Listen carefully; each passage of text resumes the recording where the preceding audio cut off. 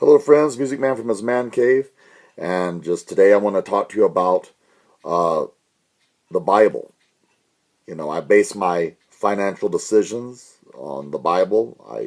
This is where basically Dave Ramsey and we split because he believes that you're supposed to, once you get to where I am with your finances, that you're supposed to hoard up a bunch of wealth.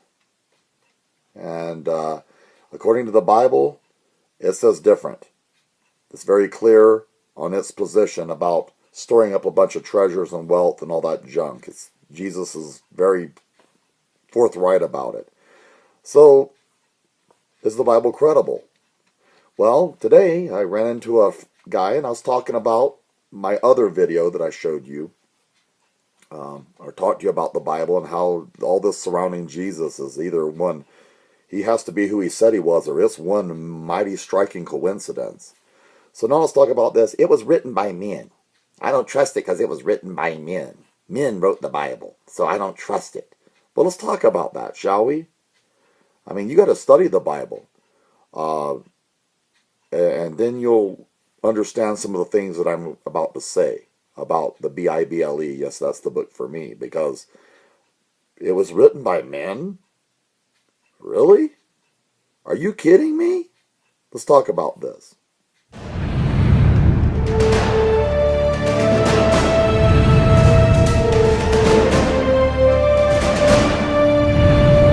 Hello friends, Music Man from his man cave. Yes, the Bible is being abused today. There are people taking the Bible and they're making up their own doctrines and they're abusing it. And that alone is pretty amazing. That the Bible is convincing enough to for people to misuse it. It's that powerful that people can literally use this book and they can get like $600 million mansions and private jets and all this junk, and because people fall for this. Well, where do you go from here? I mean, it's because people abuse the Bible, lessen its credibility. We're talking right now about the Bible is written by men. I get this from a lot of people. The Bible is a fairy tale, and it's written by men. Men wrote it. Really? I find that hard to believe. I'll tell you why I find that hard to believe. Well, first of all, the other day I was watching on Netflix this show called Brain Games. Okay? All of us have a problem up here. Okay? We have issues with a lot of things. Watch Brain Games on Netflix. There's my thing for Netflix. Watch Brain Games. Watch it.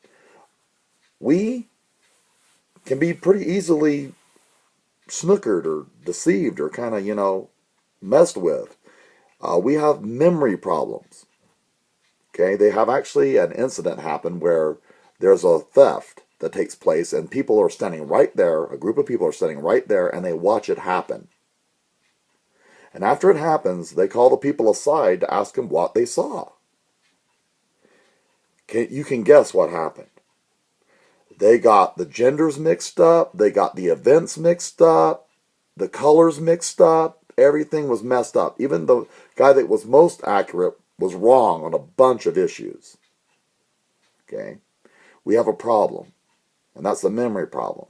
If there's a car accident right now out in front of your house and you're standing there watching it and your neighbor's watching it from the other side, you guys are going to have some disagreements. Was it an Impala or was it a Cobalt? Or was it a Cruze? Or was it a... No, it wasn't even a Chevy at all. It was a Ford. It was a Ford Taurus. All these things will come up. Was it black or was it gray? Or was it white? Or was it purple? And so watch Brain Games on Netflix, and then you'll realize what I'm about to say. Okay, I don't believe that men actually wrote the Bible. I think they were taking dictation. In other words, I believe somebody else was telling them what to write down, and they were writing it down. Okay? And who do I believe that it was that was telling them to write down this pre-planned message? I believe it was God Almighty. And I'll tell you why.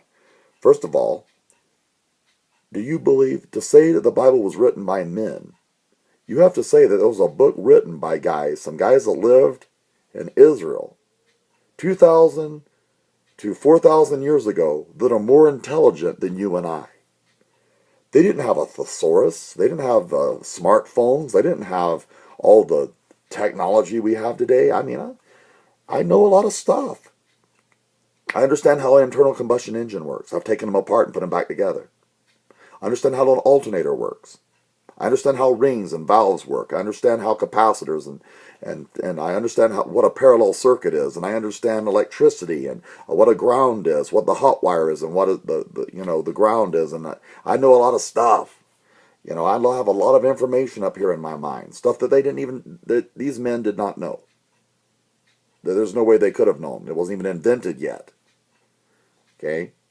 I understand how airplanes fly. Okay? Airplanes weren't even invented when these men wrote this book. Yet, there's a place where they say actually that when Israel came home that they would fly on the shoulders of the Philistines.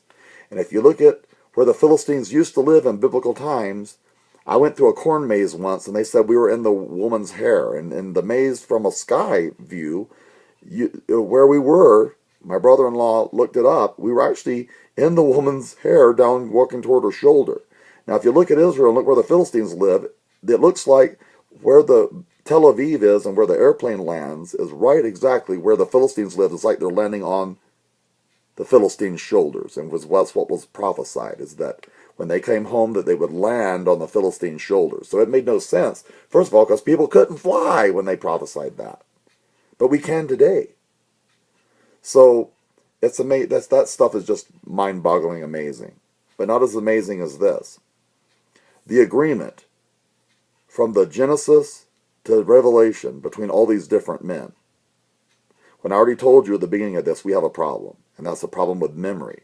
So you're telling me these men had better memory than you and I have? They never walked into a room and wondered, why am I in here? Why did I just walk into this room? That's a legitimate question. You think that these fishermen were more literate than we are? That they understood the complexities of all this stuff? Okay? Did they have toilet paper even? Did they have the technology we have today? Did they have indoor plumbing? I've always been curious about that. What did they wipe their butt with? Was it leaves? Probably, hopefully not their hands. I mean, I'm being honest here. These were fishermen. They were fishermen and tax collectors and people that lived and so were these guys all Einstein? They wrote the Bible. Yeah, right. Yeah, they wrote the Bible. I'm going to believe that. Now, here's the deal. The Bible has been scrutinized and evaluated and looked over and people have tried to disprove the Bible for centuries, and we now have the ability to really examine it thoroughly and go back to the ancient Greek and go back to the Hebrew, and why is this the Hebrew translated to English, and why was the Hebrew translated to Greek, and blah blah blah blah blah, and I mean all this stuff. I mean all this intricate. I mean we put that Bible under a microscope, and you know what? That book is held up.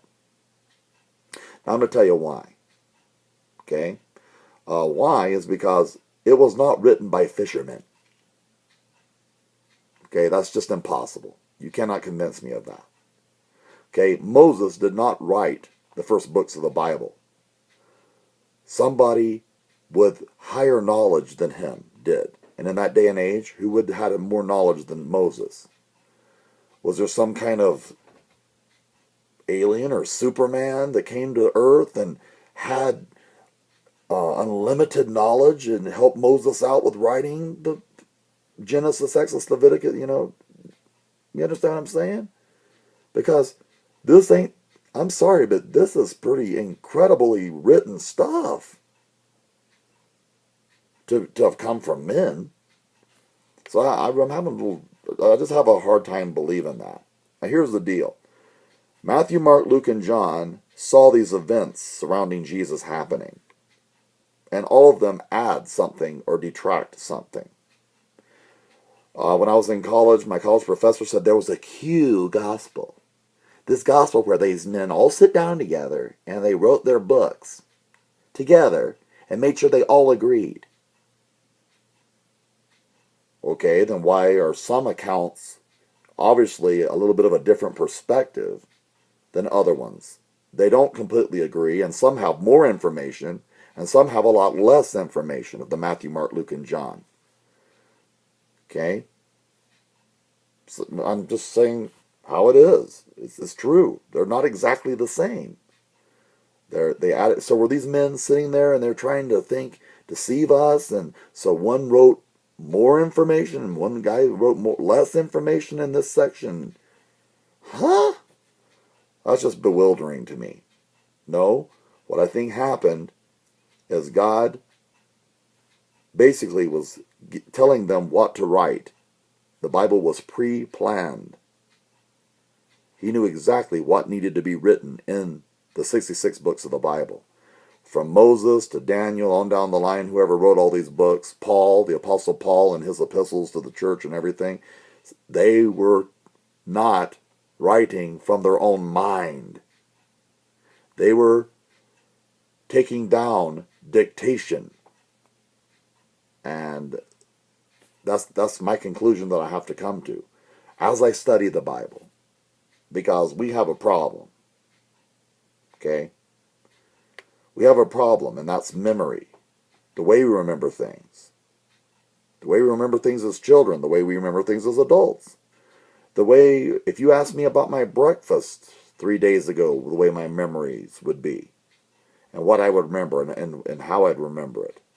But I remembered in a striking detail that these men, over, I don't know how many, 400, 800, 1,000 years wrote this, and it all agrees. And it all points to Jesus Christ, and he's still the center of it, even from Genesis. He's the center of that. We had a problem. We ate of, something in the Garden of Eden that we shouldn't have, and therefore it caused a big rift between us and God. And then there's a problem, but God had an immediate solution. And what I see is I see design, I see architecture, I see structure.